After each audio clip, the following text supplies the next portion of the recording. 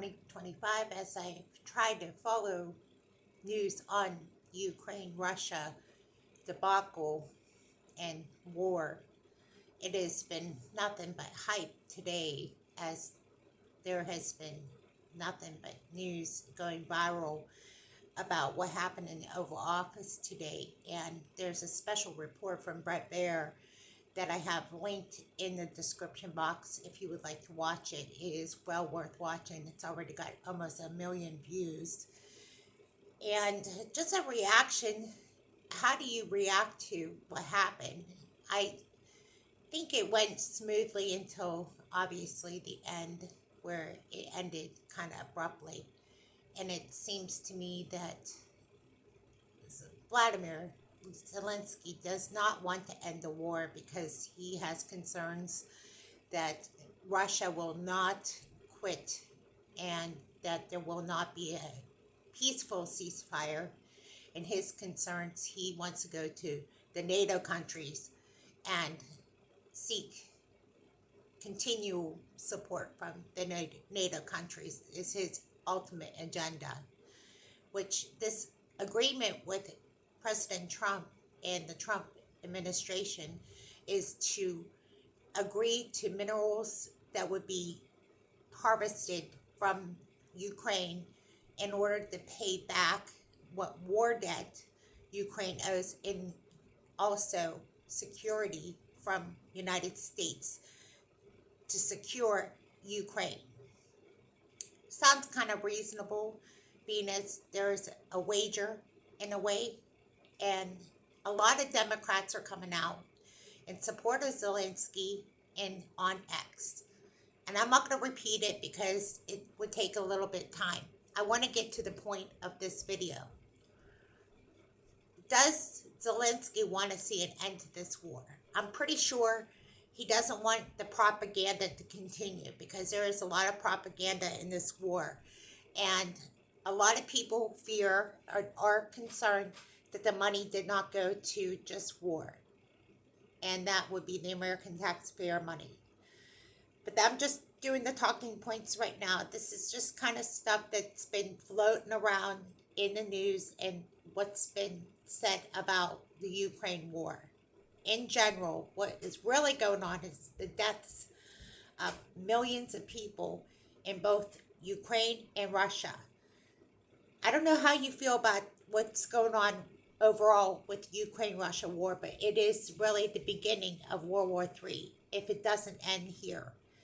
And we can say that according to prophecy, if this doesn't stop here, it'll go other places.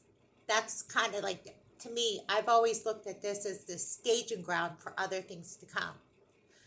So I don't know about you.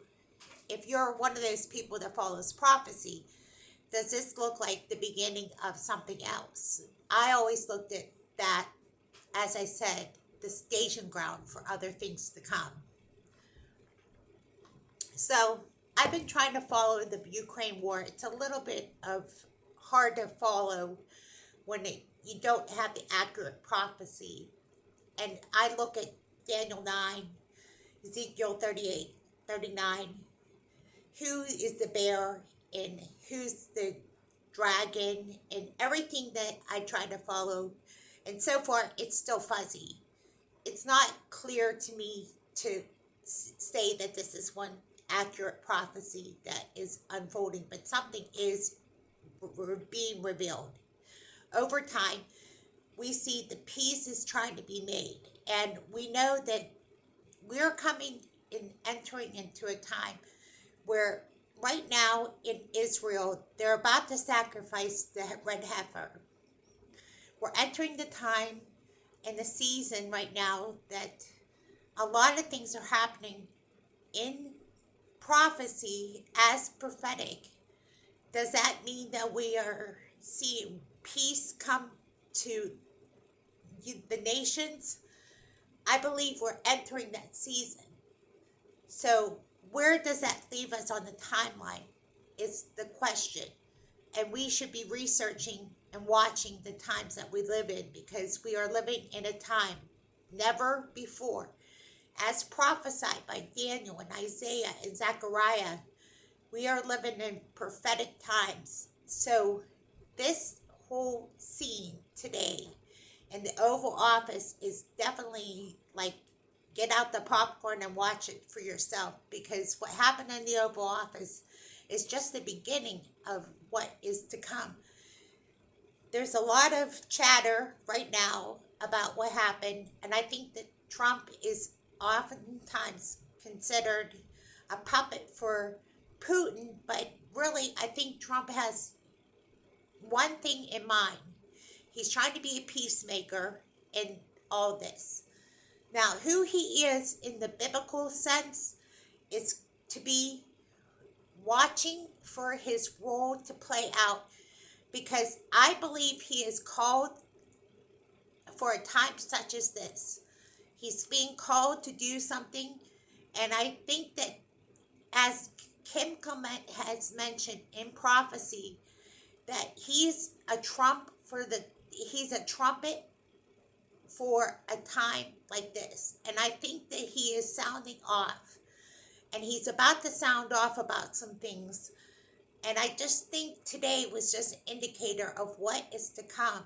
When he starts sounding off about all the things that are going on and the corruption that has gone on, not only with what's been uncovered in USAID, but other things.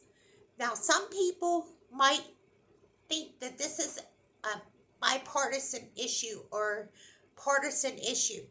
No, I think it's a holistic issue. It's organic. There's never been a Doge. There's never been anything like this before. This is all organic. So a lot of what we're seeing in geopolitics and politics is it's coming to pass. Whatever is about to unfold in prophecy and in real time, we're watching it happen. And I'm just saying, it's exciting times we're living in, because we know that this is all setting up for the return of Jesus Christ, because Jesus will bring about the government on his shoulders. And I believe that things have to happen in order for the government to be on Jesus' shoulders. And that there has to be reconciliation for sins. And that was done at the cross. And we're coming into the season of Jesus' death and resurrection in remembrance of his death at the cross. So it's just interesting, the seasons that we're living in. As to also the news, on March 14th, there's going to be a red blood moon seen in North America and South America. So we should be knowing that that is also known as a warning to us that war is coming. If not something else, it's a warning all the more. So we should be paying attention to the times we're living in. It's exciting, and we should be anticipating the soon return of Jesus Christ. I don't know when that hour is, but we're anticipating, because we're building up to a momentum. And these times that we're living in all are building up for the soon return of Jesus Christ. It could be a year from now. It could be a week from now. It could be a day or two, or it could be 3 years from now. We don't know when the return of Jesus Christ is. But one of the things I watch is the events that are taking place all are leading up to this buildup of this blessed hope that we know, according to Titus 2:13, because it's our blessed hope that Jesus is coming soon. It's nice being back online. I appreciate your time. Watch that video I have linked, a Brett Baer's interview with Zelenskyy. It's well worth watching. Thank you again. God bless.